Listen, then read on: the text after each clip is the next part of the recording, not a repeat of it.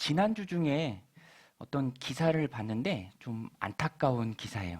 자전거를 타시다가 60대 분이신데 이렇게 내리막에 내려오다가 이제 돌에 걸려서 그만 목숨을 잃는 그런 안타까운 사고였는데, 저는 그 기사를 접하면서 조금 더 안타까운 마음이 들었던 게 뭐냐면, 그 사건이 있었던 곳이 저쪽 팔당역 근처입니다. 거기가 자전거 타고 자전거길 가는 분들은 항상 그 앞을 지나는 곳이고 되게 많은 사람들이 지나는 곳이에요. 그런데 거기에 보니까 이 분이 이 돌에 걸려 넘어지셨는데, 그 돌이 저도 잘 아는 돌이에요. 누군가가 거기다 갖다 놓은 돌입니다. 왜 갖다 놨냐면, 이 자전거를 타고 가다가 신호대기 걸렸을 때 내리지 않고 그냥 그 자전거에서 돌 위에 살짝 발만 얹어 놓으면 편하게 있을 수 있어요.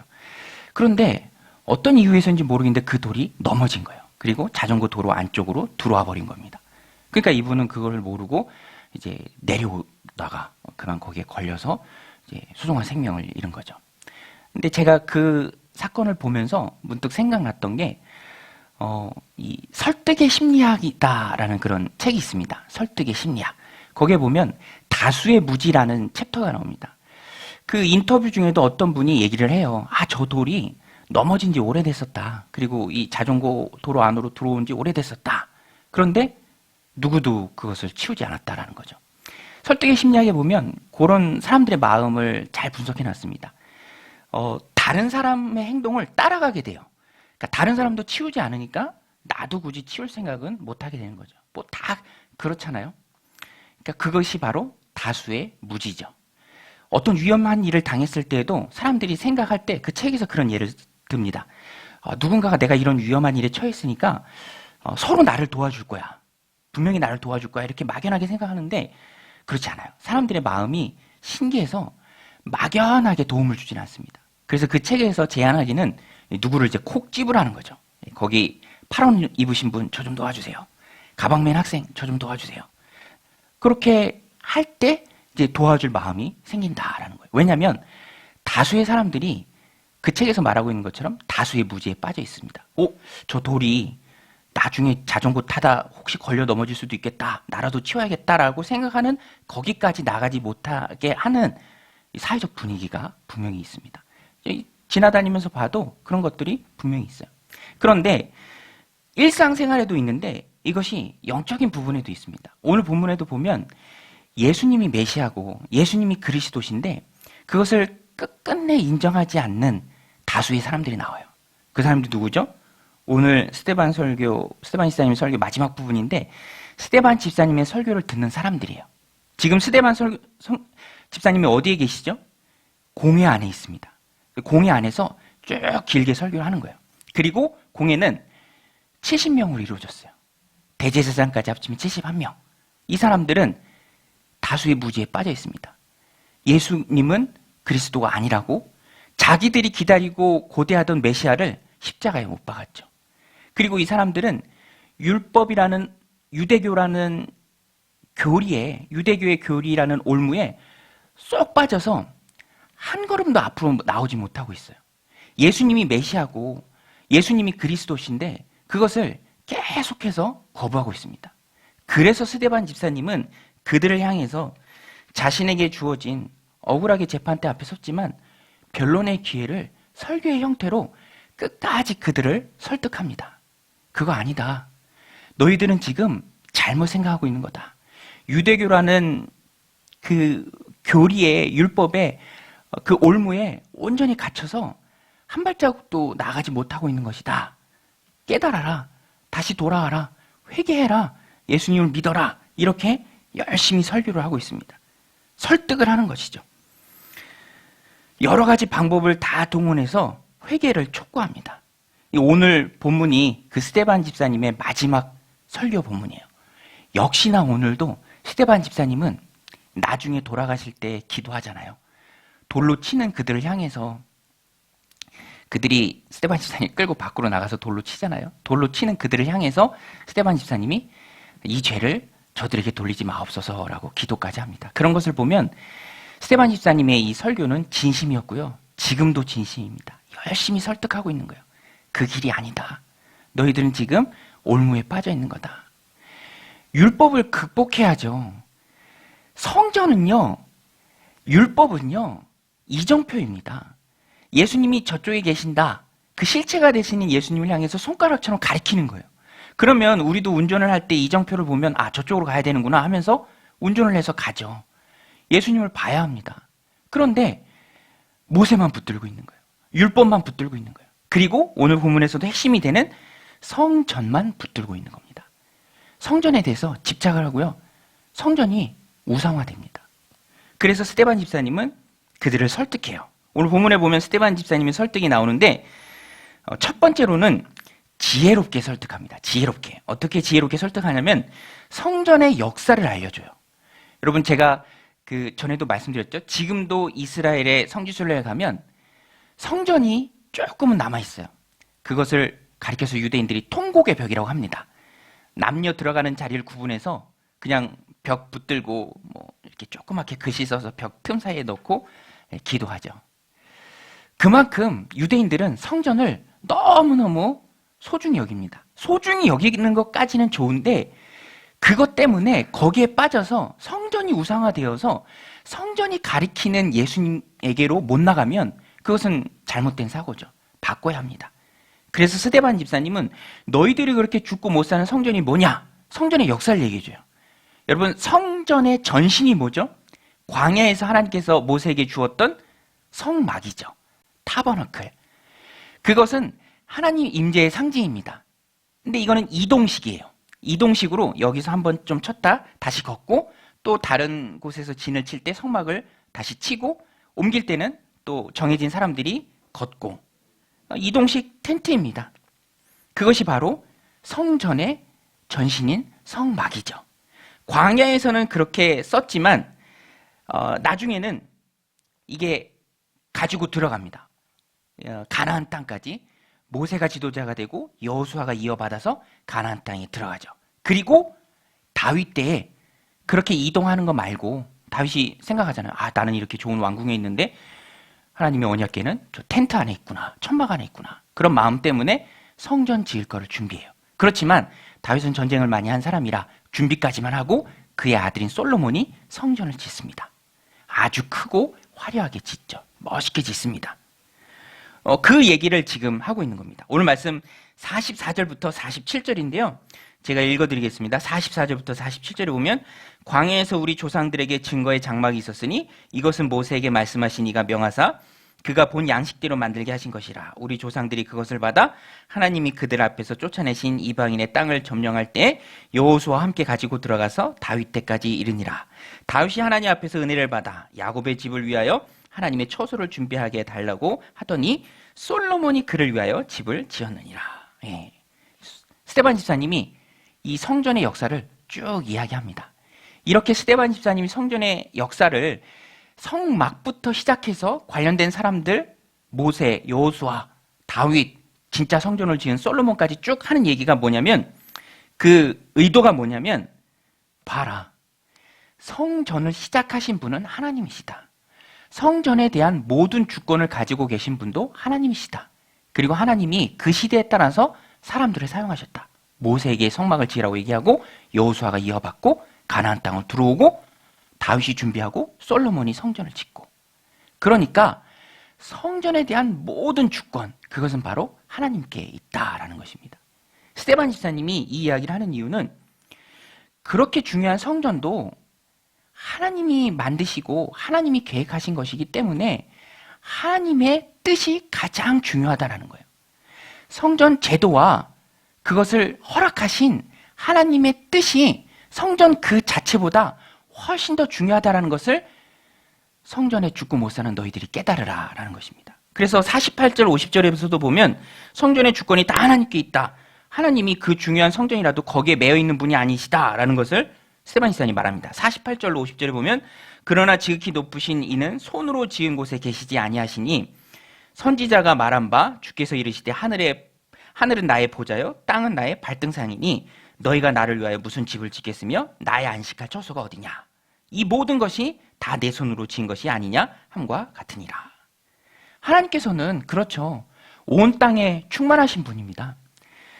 그 성전 그 안에만 갇혀 계신 분이 아니죠. 보좌라는 것은 하나님의 의자잖아요. 하늘이 하나님의 의자고요. 하나님 앉아 계신 곳이고요. 발등상, 발판입니다. 땅이 하나님의 발판이에요. 만물 안에 충만하신 분이 하나님이시죠. 무소부재하신 분이 하나님이십니다. 안 계신 곳이 없으신 분이에요. 그러나 성전이라는 것은 상징적인 장소죠. 아, 성전에 가면 하나님을 만나실 수 있다. 하나님이 성전에 계신다.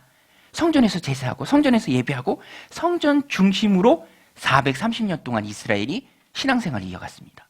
그러니까 성전이 중요한 건 맞아요. 그렇지만 그럼에도 불구하고 성전의 주도권은 하나님께 있다는 거예요. 하나님의 의도에 따라서 움직이고 하나님의 의도에 따라서 순종해야 할 것이 바로 이스라엘 사람들이고 성전입니다. 성전 자체를 우상시할 필요는 절대로 없죠. 그런데 이 유대인들은 성전에 얽매여 있어요. 성전을 허락하신 하나님의 뜻보다 성전 자체를 중요시 여겼습니다. 그러니까 예수님이 성전을 헐라. 내가 사흘 만에 다시 세우겠다. 예수님 자신이 성전이 되십니다. 여러분 믿으십니까? 예수님이 왜 성전이냐면 예수님이 십자가에 못 박혀 죽으심으로 우리의 죄의 문제가 완전히 해결됐어요. 죄가 하나님과 우리의 사이를 갈라놓았었는데 이제는 그 죄가 해결되었기 때문에 하나님을 언제든지 나아가서 만날 수 있습니다. 오늘 우리도 이렇게 주일날 예배 드리잖아요. 그래서 예수님이 십자가 못 박혀 죽으실 때 휘장이 지성소와 성소를 막고 있는 그 휘장이 위로부터 아래로 쫙 찢어졌습니다. 언제든지 하나님께 나아갈 수 있는 것이죠. 그러니까 성전이 가리키는 진짜 성전은 바로 예수님이에요. 예수님을 통해서 우리가 하나님을 만날 수 있으니까. 우리가 그 예수님을 영접하면 또 성령님이 우리 마음 가운데 오십니다. 여러분 믿으십니까? 성령님이 어디 계시죠? 성령님이 어디 계시죠? 우리 마음 가운데 계세요. 그러니까 우리가 바로 성령님을 모신 성전이 되는 거예요. 그 이스라엘 성지순례라고 표현은 하지만 교수님들도 성지순례라는 말이 꼭 정확한 말은 아니에요.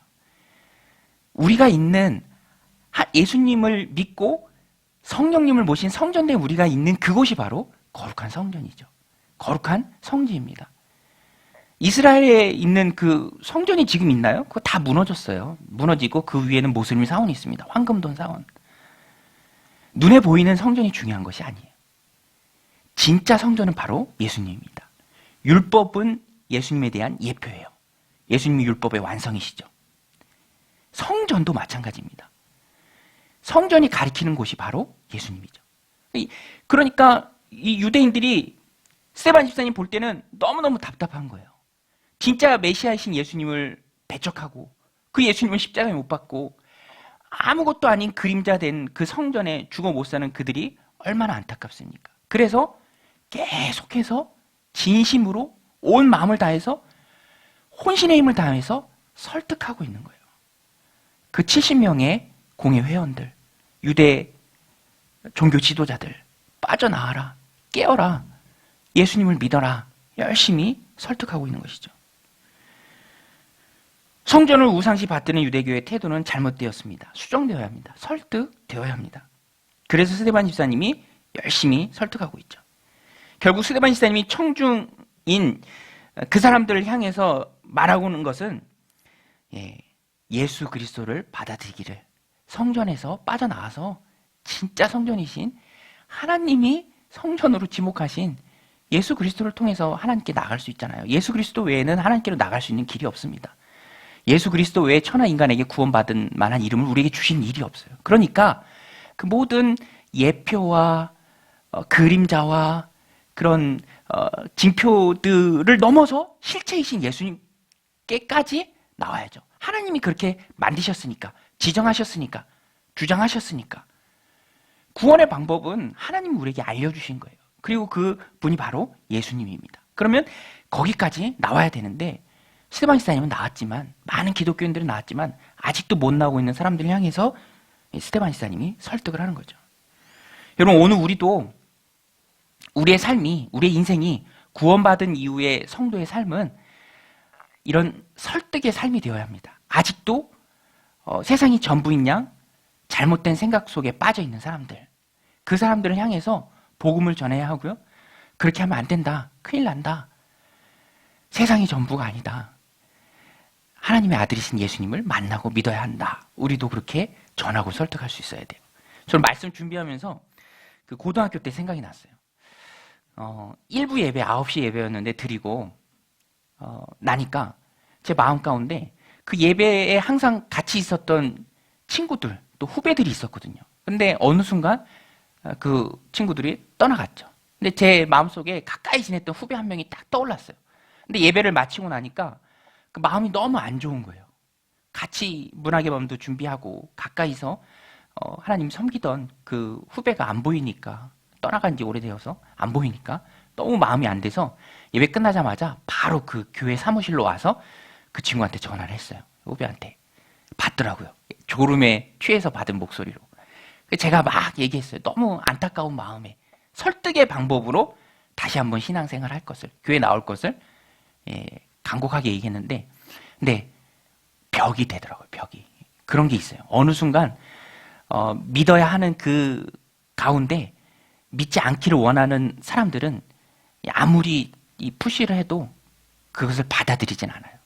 그 친구와도, 그 후배와도 그런 안타까운 마음에 그래 그럼 알았다 하고 좀 쓸쓸하게 전화를 끊었던 기억이 있습니다. 스데반 집사님도 그래요.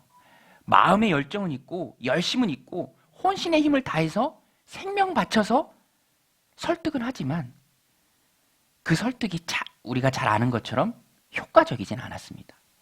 그럼에도 불구하고 우리의 사명은 설득을 하는 거예요. 저 또 한 번 전화했던 게 생각났는데, 그때는 고등학교 때인지 대학교 때인지 문득 중학교 3학년 때, 중학교 2학년 때 저 담임 선생님, 가까운 마을에 같이 사는 선생님이었어요. 그 선생님이 생각이 나서 그 선생님께도 전화를 했어요. 선생님, 저 경복입니다. 처음에 이렇게 반갑게 전화 받으시더라고요. 근데 이제 전화를 드린 목적이 예수님 믿으라는 전도잖아요. 설득이잖아요. 그래서 뭐 전했죠. 선생님이 예수님 믿으세요. 근데 선생님이 처음엔 반가워하시던데 그런 여러 가지 패턴들이 있어요. 그 선생님은 야, 너 그러려고 나한테 전화했냐. 사실은 내 조카도 총신대학교 나와서 전도사인데 그 조카가 나한테 전도해도 내가 안 믿는데 너 나한테 그런 얘기 할 거면 앞으로 전화하지 마라. 이렇게 좀 끊으시더라고요. 그때도 효과적이지 못했죠. 우리가 항상 그런 것 같아요. 내가 뜨겁고 내가 믿음이 있고 그래서 누군가에게 복음을 전하고 이제 끌어오려고 설득도 하고 하는데 뭐 잘 될 때도 있지만 베드로 때는 그게 잘 됐거든요. 베드로 때는 어찌할꼬 가슴을 치면서 그 방법을 물어봤고 베드로는 회개해라 라고 얘기했고 3,000명이나 되는 많은 사람들이 들어왔습니다. 그런데 하나님의 뜻은 스데반 집사님이 하나님께 쓰임받았던 그 근본적인 목적은 거기에 있지는 않았던 것 같아요. 그렇지만 스데반 집사님은 열매가 있든지 없든지 열심히 복음을 전했습니다. 설득을 했습니다. 설득해서 영혼이 회심시키면 더할 나위 없이 좋겠지만 그렇지 않더라도 스데반 집사님의 경우를 보더라도 우리는 그 설득에 나서야 합니다. 제가 보니까 내가 복음을 가지고 그렇게 적극적으로 설득에 나서면, 복음 전도에 나서면 일단은 내 믿음과 신앙이 견고해지는 것 같아요. 내 믿음과 신앙이, 우리도 그렇잖아요. 가장 잘 배울 수 있는 방법은 누군가를 가르치는 거예요. 그냥 수동적으로 받는 것보다 내가 정리한 그 복음의 메시지를 가지고 누구한테 전해주면 나의 믿음도 훨씬 더 커지고요. 담대한 마음도 생기고 그러면서 내가 더 굳건해집니다. 그러니까 설득은요, 일단은 나 자신에게 너무너무 좋은 거죠. 여러분, 그런 좋은 믿음의 설득, 복음 전도에 나서시길 바랍니다. 또 좋은 것은 뭐냐면 내가 그렇게 확고하게 믿음 가운데 서서 복음 전도도 할 수 있고 누군가에게 강하게 설득도 할 수 있을 정도면 그것이 자녀들에게도 좋은 영향을 끼칩니다. 자녀들에게도. 내가 잘 믿으려고 노력하고 말씀 붙들고 살려는 모습을 다른 사람에게 전하고 설득하기는 것은 참 어려운데 자녀들 설득하는 건 비교적 쉽잖아요. 특별히 유아 그런 잘하는 자녀들은 얼마나 쉬워요. 마음이 백지 같잖아요. 그냥 바로 넣어주면 넣어주는 대로 바로 받습니다. 저희 아이도 그 예배 끝나고 가는 길에, 집으로 가는 길에 옆에 성당이 있어요. 그런데 그렇게 물어보더라고요. 아빠, 성당 다니는 사람들 천국 가? 예. 근데 저는 그 질문을 받으면서 조금 기쁜 마음이 있었던 게 그런 질문도 천국과 지옥에 대한 그런 명확한 개념이 서 있는 사람들이 하는 질문이거든요. 그러니까 자녀들한테 그런 질문을 받으면 아, 그래도 믿음이 있구나. 거기에 대한 개념은 잡혀가고 있구나 라는 마음에 아버지로서 기쁘죠. 오늘 우리도 열매가 있든지 없든지 전해야 합니다. 설득해야 합니다. 스테반 집사님은요, 사실 인간적인 관점에서 보면은 열매가 없다고도 말할 수 있어요. 하지만 열매 없는 죽음이 어디 있겠습니까? 예. 제 주중에 그 인도에 제가 아는 선교사님은 아닌데 그 건너서 들었는데 지금 인도가 코로나 때문에 난리라고 하더라고요. 며칠 사이에 100만 명이 걸리고요. 하루에 수천 명이 죽어나가고.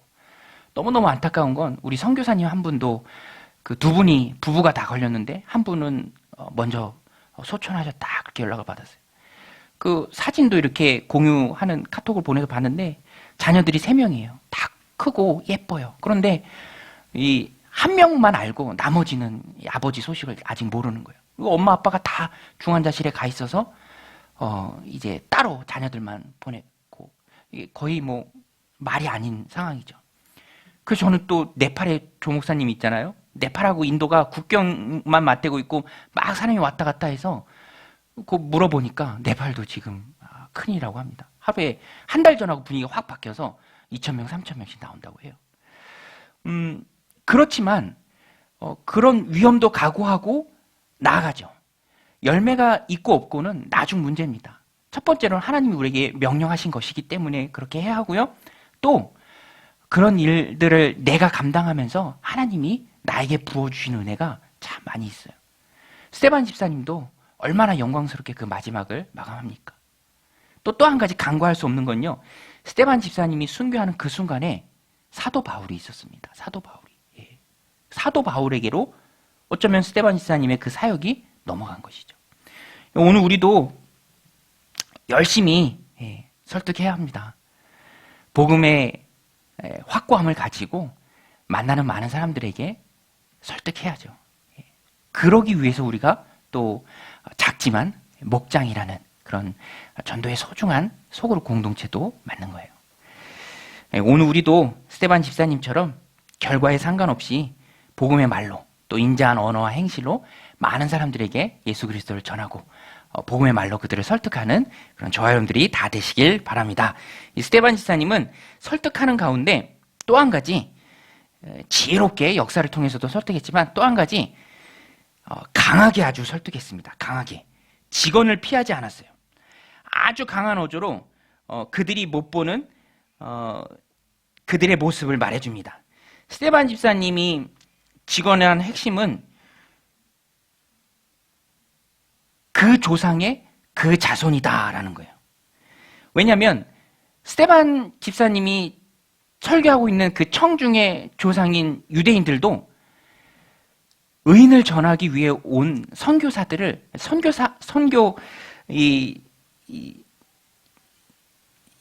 사람들을 선지자들을 다 박해했습니다. 그 말씀이 오늘 51절, 53절인데요. 제가 읽어드리겠습니다. 목이 곧고 마음과 귀에 할례를 받지 못한 사람들아, 너희도 너희 조상과 같이 항상 성령을 거스른도다. 너희 조상들이 선지자들 중에 누구를 박해하지 아니하였느냐? 의인이 오시리라 예고한 자들을 그들이 죽였고 이제 너희는 그 의인을 잡아준 자요 살인한 자가 되었나니 너희는 천사가 전한 율법을 받고도 지키지 아니하였도다 하니라. 목이 곧고 마음과 귀에 할례를 받지 못한 사람들아, 너희도 너희 조상과 같이 항상 성령을 거스르는도다. 굉장히 강한 어조죠. 직언을 하는 거예요. 스테반 집사님 편에서는 지금 승부수를 띄우는 겁니다. 우리도 그렇잖아요. 너무너무 사랑하는 마음이 있어요. 자녀들에게. 근데 그 자녀가 엉뚱한 길로 나아가요. 그 길로 가면 안 돼요. 그러면 부모가 타이를 때도 있지만 어떤 때는 한 번은 아주 강력하게 얘기할 수도 있죠. 듣고 깨달으라고, 돌이키라고. 근데 스테반 집사님이 딱 그 마음입니다. 너희 그러면 정말로 죽는다. 이 목이 곧고 마음과 귀에 할례를 받지 못한 자들아. 너희 선조들하고 똑같다. 그들처럼 너희도 성령을 거스른도다. 아주 강하게 돌아설 것을 촉구합니다. 중병에 걸린 환자에게 칼을 대는 것은 수술하고 살라는 의미죠. 죽이려고 칼을 대는 게 아닙니다. 스데반 집사님도 똑같아요. 여러분, 복음에는 중간지대가 없습니다. 여러분 믿으십니까? 복음에는 중간지대가 없어요. 예수님 믿고 천국 가든지 예수님 배척하고 어쩔 수 없는 자기 곳으로 가든지 항상 중간지대는 없어요. 스데반 집사님도 절박한 심령에서 강력하게 얘기하는 것입니다. 기준은 명확해야죠. 예수 그리스도 아니면 생명이 없습니다. 예수 그리스도 아니면 살 길이 없어요. 그래서 예수 그리스도를 강하게 전하는 겁니다. 두루뭉술을 하고 넘어갈 수 없죠. 영혼의 생명을 위해서 잘못하고 있는 것은 콕 찍어서 전달해 주어야 합니다. 스데반 지사님이 그렇게 강하게 직언을 하고 있는 거예요. 예수님도요, 우물가 여인을 만나서 대화하시죠. 그런데 여인이 예수님 앞에 두고 대화가 빙빙 돌아요. 빙빙 돕니다. 막 다른 얘기하고. 그때 예수님이 우물가 여인에게, 사마리아 여인에게 뭐라고 하죠? 단도직입적으로 얘기합니다. 콕 집어주려고. 가서 네 남편 데려와라. 근데 여인은 남편이 전에 5명이었고요. 지금 살고 있는 자도 남편이 아니에요. 그러니까 여인은 목마른 자죠. 뭘로도 채울 수 없는 그런 목마른 자였습니다. 예수님께서 그것을 밝히 드러내고 그 다음부터 여인의 목마름을 치유해 주십니다. 영혼의 생수가 되신 예수님을 소개하고요. 그 여인이 영혼의 생수이신 예수님을 마시고 영원히 목마르지 않도록 구원의 길로 이끄세요. 그러니까 단도직입적으로 꼭 집어서 얘기할 때가 필요하다라는 것입니다. 문제는 덮어두는 게 아니죠. 주님 앞에서 오픈하고 치유를 받아야 합니다. 물론 이 말씀을 우리들 삶 가운데 적용할 때 그러면 이 말씀이 그랬으니까 스데반 집사님도 그랬으니까 나도 복음을 전할 때 아주 강력하게 혹은 어떤 죄 가운데 있는 사람들에게 세게 얘기해 줘야겠다. 근데 그거는 좀 신중해야 됩니다. 왜냐하면 이 스데반 집사님도 성령의 감동으로 이렇게 아주 강하게 말씀을 전한 거예요. 그리고 아주 중요한 구원에 관련된 문제에 있어서 그렇게 강하게 얘기한 겁니다. 그리고 스데반 집사님은 나중에 돌아가실 때도 기도했던 것처럼 진심으로 이 사람들을 위하는 그런 사랑의 마음이 있었어요. 그래서 우리도 이 말씀을 받고 누군가에게 이렇게 얘기를 하고자 할 때는, 직언을 하고자 할 때는 우리도 아주 신중하게 성령님이 그런 마음을 주실 때, 그리고 아주 중요한 문제일 때, 그리고 내가 진짜 사랑하는 그 마음이 있을 때 조심스럽게 이렇게 얘기할 수 있어야 돼요. 저도 뭐 이렇게 친구 목사님들 보면은 얘기하고 싶은 게 있어요. 그런데 아직 이런 마음은 아니에요. 내가 진짜 사랑하는 마음? 그런 건 아닌 것 같아요. 또 성령님이 그렇게 말하라라고 그렇게 감동을 주시는 것 같고, 그럴 때는 분명 좀 안타까움이 있지만 그럴 때는 좀 참습니다. 왜냐하면 함부로 얘기하면은 상처가 될 수 있고요. 또 정죄가 될 수도 있고. 그렇지만 어떤 경우에는 정말 성령님이 그런 마음 주시고 또 진심으로 위하는 마음이 있을 때는 또 직언을 하기도 해요. 그러면 놀랍게도 그 결과가 좋은 것을 봅니다. 제가 전에도 한번 그 신학교 같이 다닌 친구였는데 이 친구가 양가 부모님이 다 반대하려는 그런 결혼을 하려고 해요. 그래서 제가 보니까 그거는 하나님 뜻이 아니에요. 왜냐하면 가시밭길이에요. 그래서 제가 그 장례식장에서 만나서 같이 식사할 때 성령이 그런 마음 주시는 것 같아서 직언을 했죠. 야, 그거 네가 일부러 줘야 될 십자가 아니다. 고난의 길이다. 하나님이 할 건데 다시 한번 생각해라. 그러니까 고맙게도 그 친구가 잘 받아주었어요. 오늘 우리도 이렇게 적용할 수 있습니다. 누군가에게 그렇게 직언을 할 수도 있지만 뒤집어서 누군가가 나에게 그렇게 하나님의 뜻을 전해줄 수도 있습니다. 여러분, 하나님이 우리에게 말씀하실 때 기록된 성경과 또 선포된 하나님의 말씀을 통해서도 말씀해 주시지만 어떤 경우에는 상황과 환경을 통해서 또 어떤 사람을 통해서 그 사람의 입술을 통해서 나에게 말씀해 주실 때도 있어요. 그러면 우리는 열린 마음으로 마음을 열고 그것을 하나님의 말씀으로 받을 수 있어야 합니다. 언제 어디서나 나를 향한 놀라운 계획을 갖고 계신 하나님은 나에게 말씀하시고 그런 상황과 그런 사람들을 통해서 나에게 음성을 들려주십니다. 그럼 우리는 그런 하나님의 음성을 캐치할 수 있고 들을 수 있고 잡을 수 있어야 됩니다. 제가 요새 읽고 있는 책이 그 이재철 목사님이 쓰신 아이에게 배우는 아빠라는 책이거든요. 아이에게 배우는 아빠. 이게 20년 전에 나온 책인데 역주행하고 있어요. 지금 많은 사람들이 읽고 있습니다. 근데 거기에 보면 이재철 목사님이 그런 고백을 해요. 자신의 영성이 깊어지는 순간이 언제였냐면 자녀를 낳고부터래요. 자녀를 낳고 보고 자녀를 낳고 자녀들의 삶을 이렇게 보면 거기에 자신의 모습이 있다라는 거예요. 그 자녀들의 모습을 통해서 하나님께서 자신을 질책하실 때도 있고 격려하실 때도 있고 칭찬하실 때도 있고 자기와 똑같은 그 자녀들의 모습을 보면서 자신을 향해 말씀하시는 하나님의 음성을 듣는다는 거죠. 오늘 우리도 그런 깊은 영성이 있어야 합니다. 사람을 통해서 나에게 말씀하신 하나님, 사건을 통해서 나에게 말씀하신 하나님, 어떤 사인을 주시는 하나님. 이 유대교의 올무에 빠져 있는 사람들은 왜 이 순간 스데반 지사님을 통해서 길고 긴 얘기를 통해서 그 설교를 통해서 자신들이 듣게 하는 날을 깨달아야 하는데 거기서 그것을 깨달지 못한 거예요. 그래서 하나님 반대편으로 나갔다라는 것입니다. 그렇죠. 하나님은 어떤 사람을 통해서 직언하는 그 말을 통해서 나에게 깨닫게 해주십니다. 저도 최근에 어디를 급히 가다가 그 교통 카메라에 찍혔어요. 누가 찍어서 신고했더라고요. 그래서 집에 범칙금이 날라왔습니다. 아내가 이거를 보면서 흔들면서 이거 봐라. 이 돈이 제일 아까운 돈이다. 그것도 사인이죠. 앞으로 잘 지키라는 하나님의 사인. 하나님은 여러 가지 상황을 통해서 다른 사람들을 통해서 우리에게 말씀해 주십니다. 그래서 우리는 수용적인 사람이 되어야 돼요. 다 받아치고 그런 게 어딨냐? 나는 마이웨이를 갈 거야. 그렇지 말고 마음을 열고 하나님께서 들으시는 음성을 들을 수 있고 발견해야 합니다. 수용적인 사람이죠. 하나님의 말씀에 근거한 진심 어린 담긴 조언을 받아들이고 또 하나님 말씀하신다면 그것을 들을 수 있고 수용할 줄 아는 그런 믿음의 사람들이 다 되시길 바랍니다. 이 마지막에는요, 스데반 지사님이 설득할 때 여러분 이 사람들이 설득이 됩니까? 안 됩니까? 설득이 됐나요? 안 됐나요? 이 70명의 그 청중들, 공회 회원들 설득이 안 됐어요.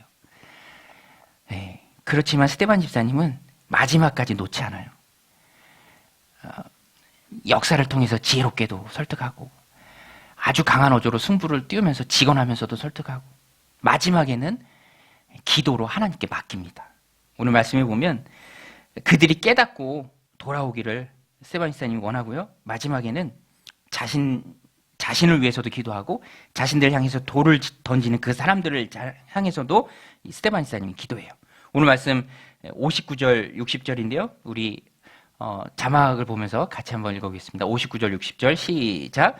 그들이 돌로 스데반을 치니 스데반이 부르짖어 이르되 주 예수여 내 영혼을 받으시옵소서 하고 무릎을 꿇고 크게 불러 이르되 주여 이 죄를 그들에게 돌리지 마옵소서 이 말을 하고 자니라.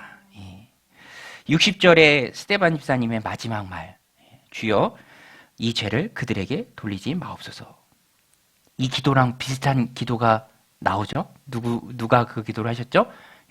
우리 예수님께서 그 기도를 똑같이 하셨습니다. 누가복음 23장 34절에 보면 이에 예수께서 이르시되 아버지여 저들을 사하여 주옵소서 자기들이 하는 것을 알지 못하니이다 하시더라. 그들이 그의 옷을 나눠 제비 뽑을세. 스데반 집사님은 예수님의 기도를 똑같이 했습니다. 스데반 집사님은 예수님을 똑같이 닮은 사람이에요. 예수님과 똑같은 이유로 공의 앞에 섰고요. 예수님과 똑같은 제목으로 사형 판결을 받습니다. 처형을 당해요.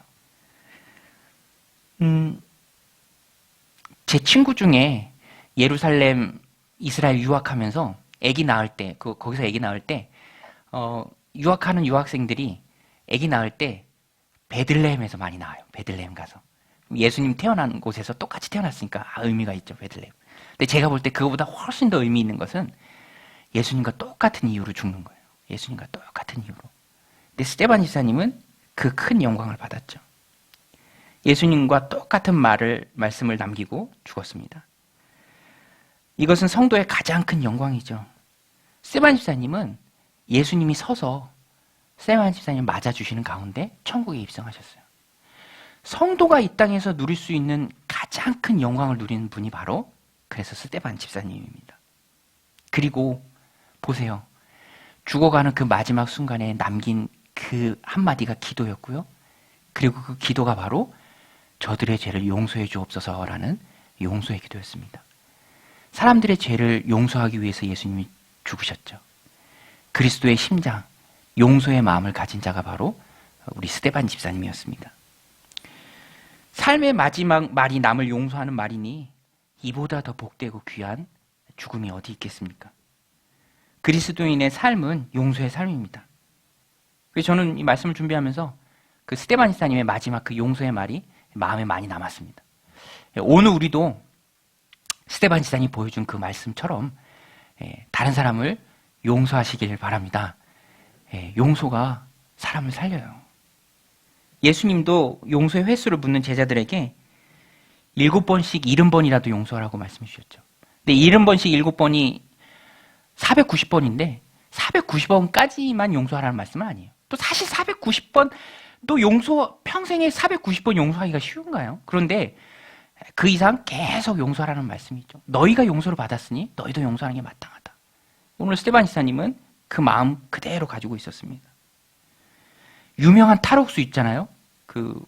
연세도 드신 분들은 다 아시죠? 신창원. 신창원. 이분이 908일 동안 도피 생활을 했습니다. 그러니까 굉장히 오래 도피한 거죠. 908일. 그는 어떻게 이런 감옥이 잘 어울리는 사람, 감옥에서 탈옥하다 잡혀서 다시 감옥 들어가는 그런 감옥이 잘 어울리는 사람이 되었나? 이 변호사 접견 기록에 이런 기록이 있다고 합니다. 그 신창원의 고백이에요. 내가 초등학교 때 선생님이 너 착한 놈이다 하고 머리 한번 쓰다듬어 줬으면 내가 오늘 이렇게 되지 않았을 것이다. 신창원이 그렇게 고백해요. 초등학교 5학년 때 그때는 저도 그랬는데 뭐 이렇게 학교에서 갖고 오라는 돈이 많았어요. 큰 돈은 아니었지만 갖고 오라는 한 돈이 많았는데 이 신창원 집이 가난했나 봐요. 5학년 때 학교 선생님이 신창원 보고 돈 안 갖고 와서 이렇게 얘기했대. 이 XX야. 돈 안 가져왔는데 뭐하러 학교 와. 빨리 꺼져. 이렇게 얘기했다는 거예요.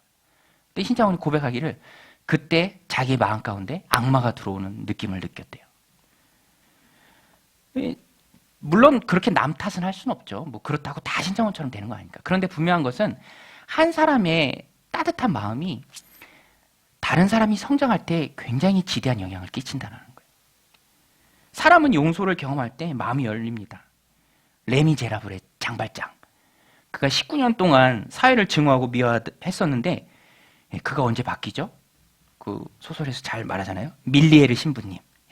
그를 만나고 바뀝니다. 변화돼요. 은쟁반 훔쳤다가 걸렸는데 경찰에 잡혔는데 그 밀리에르 신부님이 그거 선물입니다 라고 말해주잖아요. 용서해야죠. 용서를 통해서 사람들의 마음이 열리고 변화된다라는 것입니다. 그리고 실제로 많은 사람들은 세상에서 용서받지 못하고요. 용서받기를 원하는 마음이 많이 있어요. 그 어느 유명 작가의 단편인데요.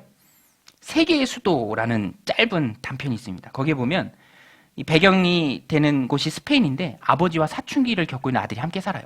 그런데 사춘기 아이들이 말을 안 듣죠. 아빠의 관계가 소원해지고 계속 악화되면서 나중에는 그 아버지가 그랬나 봐요. 너 그대로 할 거면 나가. 그래서 아들이 진짜 집을 나갔죠. 그런데 아버지가 이제 후회하고 아들이 그리우니까 찾기 시작한 거예요. 집 나간 아들. 근데 찾기가 쉽습니까? 너무너무 어려운 거죠. 그래서 이 마드리드 신문사에 광고를 냈어요. 아들 이름이 파코였습니다. 파코. 이 파코가 스페인에서는 아주 흔한 이름이래요. 우리나라의 무슨 철수나 영희처럼. 그래서 마드리드 신문에 광고를 했습니다. 사랑하는 아들 파코야. 내일 12시에 마드리드 신문사 앞 광장에서 보자. 모든 걸 용서한다. 사랑하는 아빠가. 이렇게 광고를 냈어요. 그리고 그 광고가 신문을 통해서 나가고 약속된 이제 그날 그 광장에 나갔는데 이 작가의 기록이에요. 파코라는 이름을 가진 사람 800명이 그 광장에 모였대요. 그만큼 많은 사람들이 용서받기를 원하는 거죠. 사춘기의 청소년들이 용서받기를 원하고요. 많은 자녀들이 용서받기를 원하고 많은 하나님의 백성들이 또 용서받기를 원합니다. 용서가 힘이죠. 사람을 다시 세우는 힘이 됩니다. 저도 이 말씀 준비하면서 고등학교 때 생각났는데 그때는 고등학생 때부터 이렇게 성가대를 했어요. 근데 제가 어느 순간 좀 다른 일을 핑계로 성가대 연습을 나가지 않았어요. 말 안 하고 그냥 나가지 않았어요. 그런데 이 성가대 지휘하시는 대장님 금은방을 하셨는데 거기는 자주 이렇게 놀러 갔어요. 어느 날도 다른 교회 다닌 친구랑 그 장로님 하시는 금은방에 놀러 갔습니다. 근데 그 장로님이 이렇게 대화를 하면서 그 친구가 저에 대해서 그 장로님한테 묻는 거예요. 아, 경복이 교회 생활, 신앙생활 잘 하나요? 저는 당연히 그 성가대 지휘하시고 제가 연습도 안 나가고 말도 안 하고 그냥 내려놨으니까 저에 대해서 흉볼 줄 알았어요. 아, 경복이 뺀질뺀질 된다. 안 나오고. 근데 이 장로님 웬일인지 제 칭찬을 하는 거예요. 너무너무 잘한다. 열심히다. 입이 마르도록. 그냥 제가 그 옆에서 다 듣고 있는데도 사실이 아닌데도 너무너무 잘한다라고 이렇게 칭찬하시는 거예요. 그 순간 제 마음이 싹 녹더라고요. 그리고 바로 다음 주부터 성가대 연습 나갔죠. 군대 가기 전까지 열심히 했죠. 용서가 사람들의 마음을 풀어놓습니다. 열정적으로 일할 수 있는 그 계기를 찾아가 보면 용서받았을 때요. 낙심했을 때 용서받고 좌절했을 때 찾아가서 위로하는 사람이 있었고 오늘 우리도 그리스도의 이름으로 용서해야 합니다. 어떤 글을 보니까 오래 사는 부부의 특징이 용서를 잘하는 부부래요. 흠이 없는 부부가 오래 사는 게 아니라 흠이 많을지라도 용서를 잘하면 오래 산다라는 거죠. 오늘 스데반 집사님의 모습을 보면서 오늘도 우리는 용서의 모습을 또 떠올립니다. 공동체도 똑같습니다. 어떤 공동체가 좋은 공동체인가? 잘 용서하는 공동체가 좋은 공동체죠. 스데반 집사님은 마지막 호흡을 다하는 그 순간에도 소리를 높여 구했던 기도가 돌 던진 사람들 용서해 주옵소서라는 기도였습니다. 오늘 우리의 모습도 그런 용서의 기도가 되어야 합니다. 말씀을 정리합니다. 우리는 먼저 믿은 자로서 복음의 사명자들입니다. 세상적 가치관에 함몰되어서 살아가고 있는 많은 사람들, 그 오류의 길이 옳은 길인 양 걸어가고 있는 많은 사람들을 복음으로, 말씀으로, 또 올바른 언어와 행실로 설득해야 합니다. 그 길이 생명의 길이 아니다, 필요하다면 직언을 담아서라도 또 설득해야죠. 아니 뭐 앞에 독약이 있는데 그 독약인 줄 모르고 먹으려고 하는 사람이 있다면 그게 독약인 줄 아는 우리는 어떻게든 뜯어 말려야 되는 게 맞죠. 또 기도해야 합니다. 우리 주님께 맡기고 기도해야죠. 나를 핍박하는 사람이라 할지라도 용서해 주어야 합니다. 용서의 기도로 평안 중에 예수님 품에 안긴 스데반 집사님은 오늘 말씀이 말하고 있죠. 자고 있다라고 표현하고 있습니다. 자고 있다. 마지막 때의 육체의 부활을 기다리며 하나님 품 안에 있습니다. 오늘 우리도 스데반 집사님처럼 마지막까지 주님 나라를 위해 일하는 그런 믿음의 백성들이 다 되시기를 주님의 이름으로 간절히 축원드립니다. 우리 같이 말씀 붙들고 함께 기도했으면 좋겠습니다. 하나님, 내가 하나님 영광 받으시는 삶 살게 하여 주옵소서. 복음으로 설득하며 또 진심으로 진리를 깨닫도록 전하는 그런 복음의 전도자들 되게 하여 주옵소서. 영혼을 위해 기도하며 또 용서의 그리스도인으로 하나님 주시는 삶을 살아가는 우리가 되게 하여 주옵소서. 하나님 기뻐하시는 그런 귀한 공동체를 만들어가는 저희들 다 되게 하여 주옵소서. 우리 함께 기도하며 나아가겠습니다. 하나님 아버지,